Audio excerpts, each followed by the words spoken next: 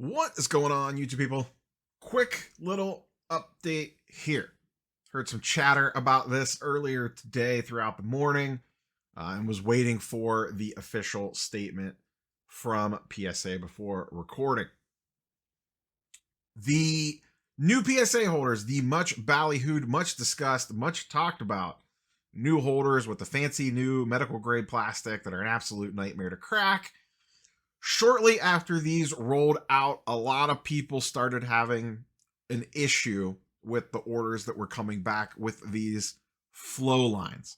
They basically looked like a little crack coming out of the corners at the top of the card. There's that little raised bar on each side of the card. And at the very top of that, there was a little line that came out from it that it honestly looked like a scratch on the card. They even cite that here in the post on Twitter that they put up.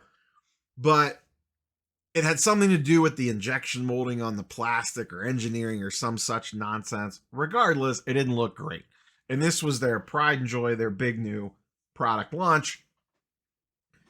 And these were popping up on some holders and causing a lot of fuss. So they are pausing using the new holders and going back to their previous generation ones. And going back, I don't want to say they're going back to the drawing board, but it sounds like they have an idea of what is causing this. I don't know if maybe this was just a couple bad batches or what the case was.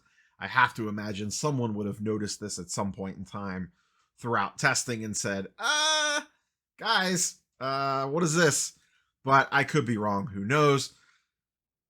Regardless, they're using the older ones for the time being until they get the issue fixed. They anticipate this being resolved by mid to late July, maybe even into August. And then at that time, not yet, emphasis, not yet. Don't call anyone. Don't email anyone. Don't walk to their offices. Don't DM Nat and Ryan on IG. They will let us know when to bug them. But at some point in time later in the summer, they will have something set up for you to resubmit for a free reholder if your cards were affected by this situation. Obviously, not a great look all around. This was, like I said, this was their big thing. So for them to kind of fall on their face on this one is not great. That being said, they responded to this fairly quickly and sounds like they are going to go back to the drawing board. They could have just as easily said, oh, it was a bad batch. We're good. It'll be fixed in a couple months, and not done anything for the people that already had it on there. But they're owning this one and owned it relatively quickly. I think it's been about a week or two since this all came out, so I will give them credit there and credit for the response. Though this is one of those things that if someone did bring this up in the pre-production side of things in a meeting somewhere, they are sitting back, kicking their feet up on a boardroom table somewhere, going just with a smile on their face, not even saying anything. When everyone walks in the morning meeting tomorrow, their feet will just be on the desk. They'll have a nice bold smile on their face and just say nothing and just sip their coffee Kermit style, like a little tea drinking emoji meme thing. In other PSA news, while we're here, I'll pull this up really quickly. Greater Notes launched today, formally.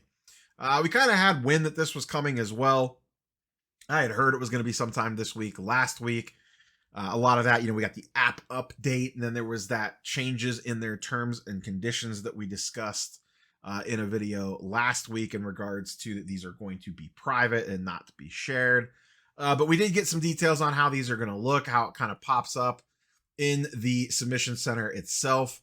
So when you're doing your little grade reveal, you could see here that it's telling you why it got the grade that it did. Centering, front, left to right, surface, dimple, front, top, border.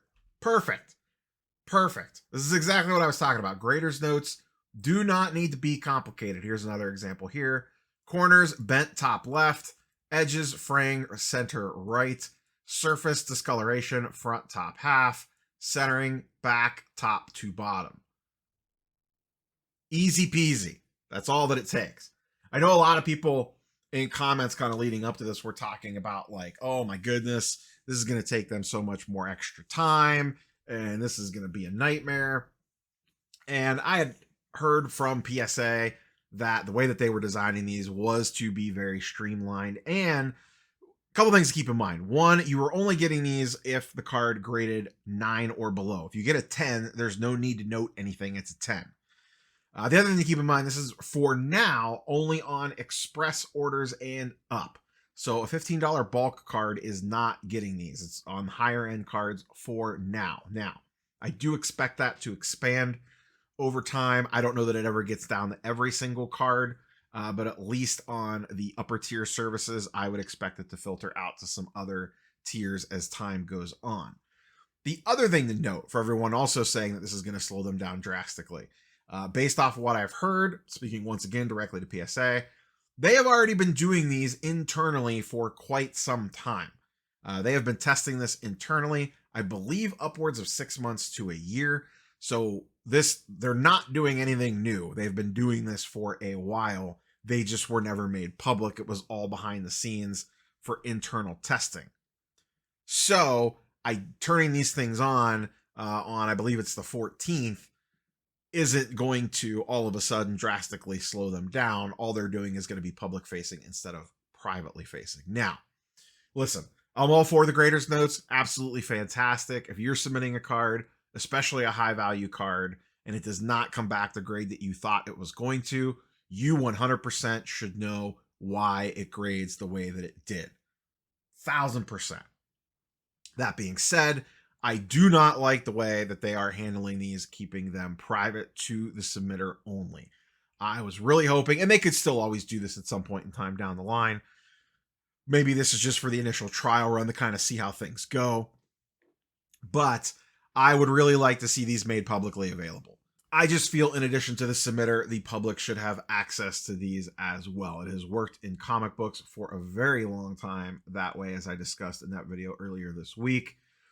And is a very, very handy tool, especially when you're buying lower graded cards. You know, if you're buying like an SGC3 Jim Brown, and maybe you're looking at the card and you're not exactly seeing. Some people, they look at that stuff all the time. Maybe they could pick up exactly why it got a 3 on some of that lower grade stuff. I think it could be tricky sometimes. I'm not a vintage guy. That would give me an extra level of, oh, okay, an informed buying decision on this is what's going on with this card. Okay, I see it has, now that they pointed it out to me, I see that there is this big crease on the back, or that there is a major stain of some sort, or the centering is way off on the back, but maybe I didn't know what the centering is supposed to look like on an older vintage card, depending on the setup. Whatever the case might be, it just allows us as consumers to make more informed buying decisions.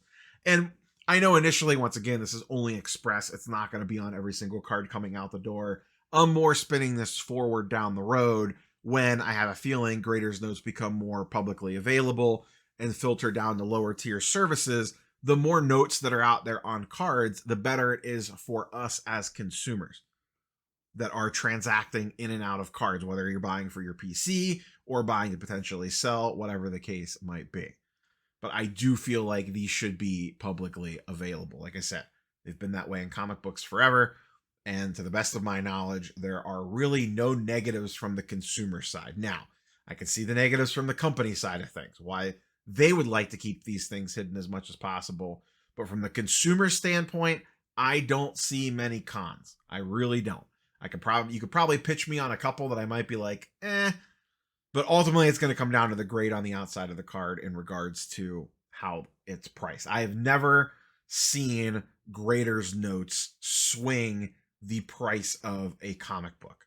On a low end, like a 1.5 or a 3 or something like that, how it presents is always going to swing the price, not the notes. And that's going to be the same in cards. If I use the Jim Brown example again, if you have an SGC3 and an SGC 1.5, or two, let's just call it two SGC 1.5s, and one presents better, even though they're the same grade, in low grade vintage or vintage in general, the one that presents better is going to sell for more. That's just kind of the way that it is, even whether there's notes there or not. That's just the way humans work. One looks better than the other one. I buy more. I give more money for it. Pretty simple thing. So that's all I got for you boys and girls today. A couple PSA announcements. The new holders off to a little bit of a rocky start, and graders notes are officially here on express level orders and up. As always, curious for your thoughts and comments down below. We will catch you on the next one. Peace.